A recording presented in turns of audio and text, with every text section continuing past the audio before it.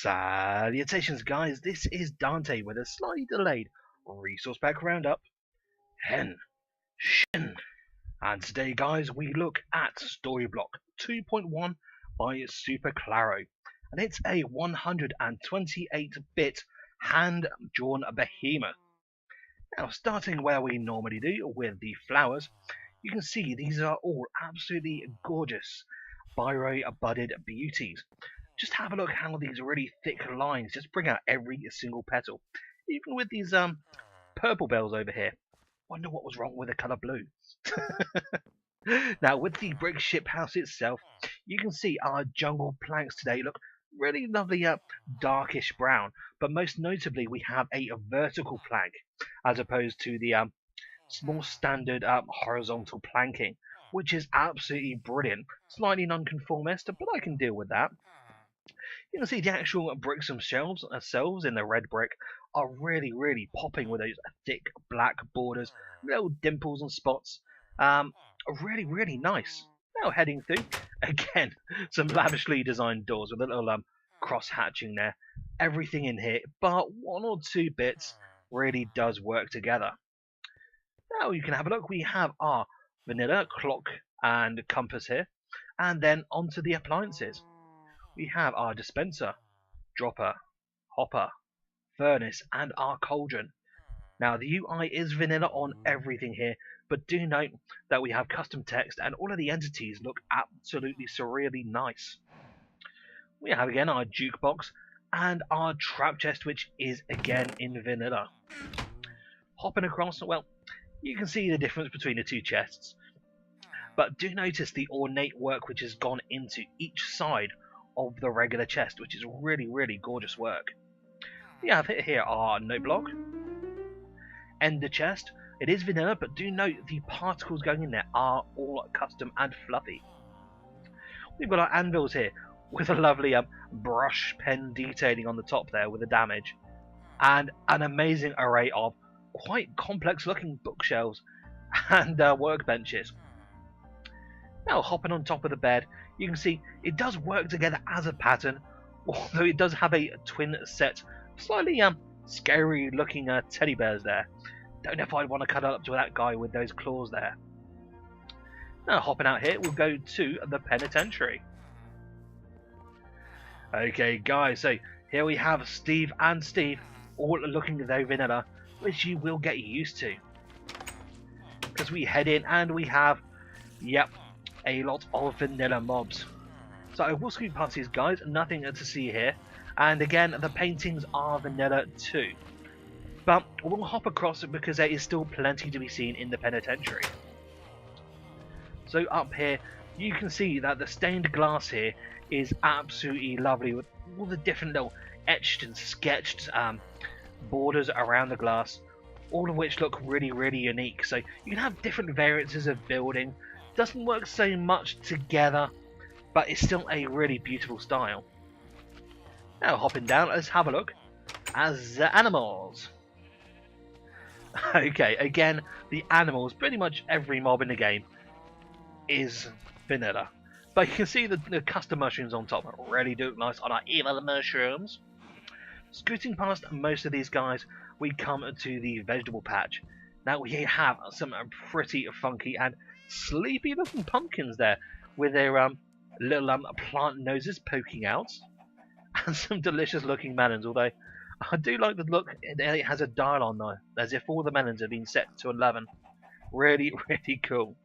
And this jack-o'-lantern is probably one of the happiest looking at jack-o'-lanterns I've seen for a good old while. Now we're going to scoot past Doggy and Kitty for a while because they again are vanilla. Sorry Elisa. And we're going to go straight to the mechanicisms. Okay, so we have our big booger blot here on our sticky piston. Also note that lovely animation with the particles there.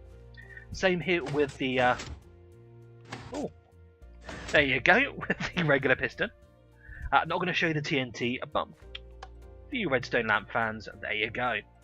Let's head on down to the Cave of Wonders. And here we are guys in the cave, and you can see the hand-drawn loveliness carries on all of the way through here, including these little black swishes or the paintwork underneath. And I absolutely love the detail work on the mossy cobble here. Now I will say one thing you may not have noticed is if I jump in this water, that's right, hand-drawn particles for all of the little bubbles. That is freaking gorgeous.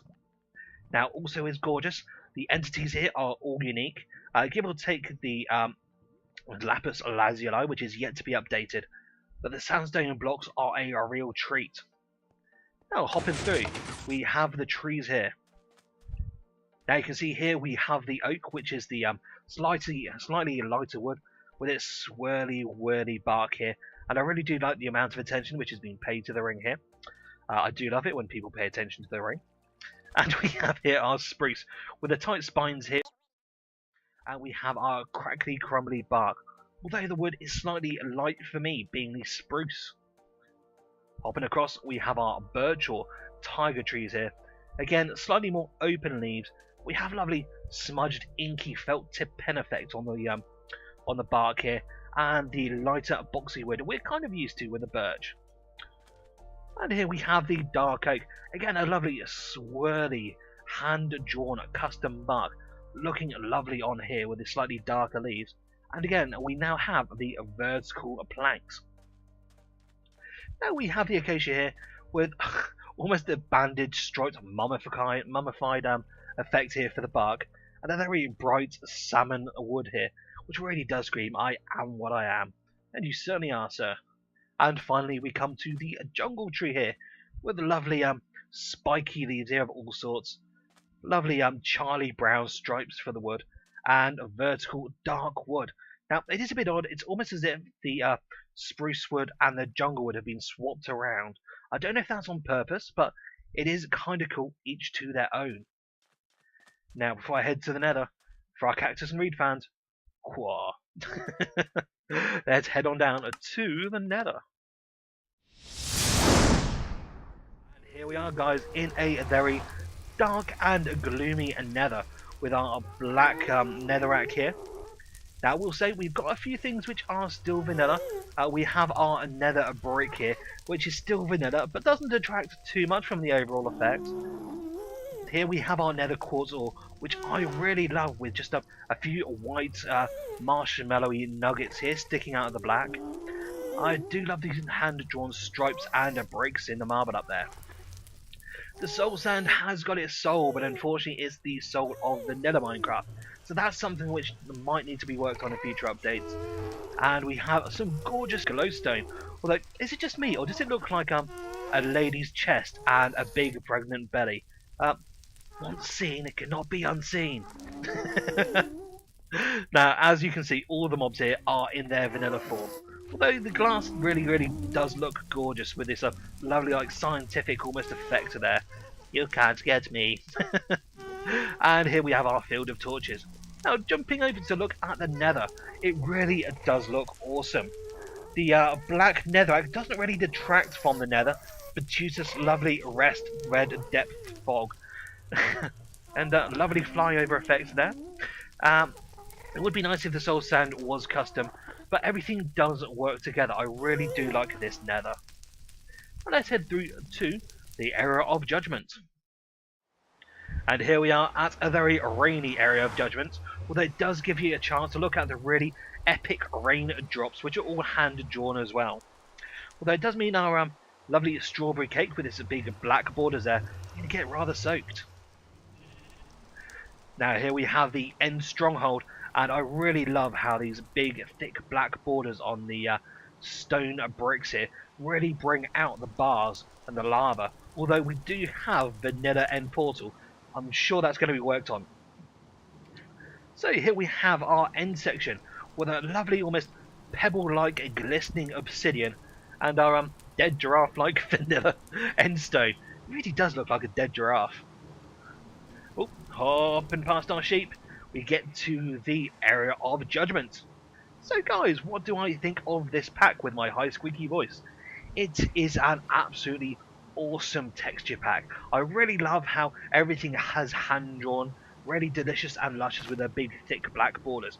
There are a few things missing, such as the trap chests, the end stone, the nether brick, although that does mean that this pack is perfect for adventure packs, where you don't have to use every single pack. And this pack is updated very regularly.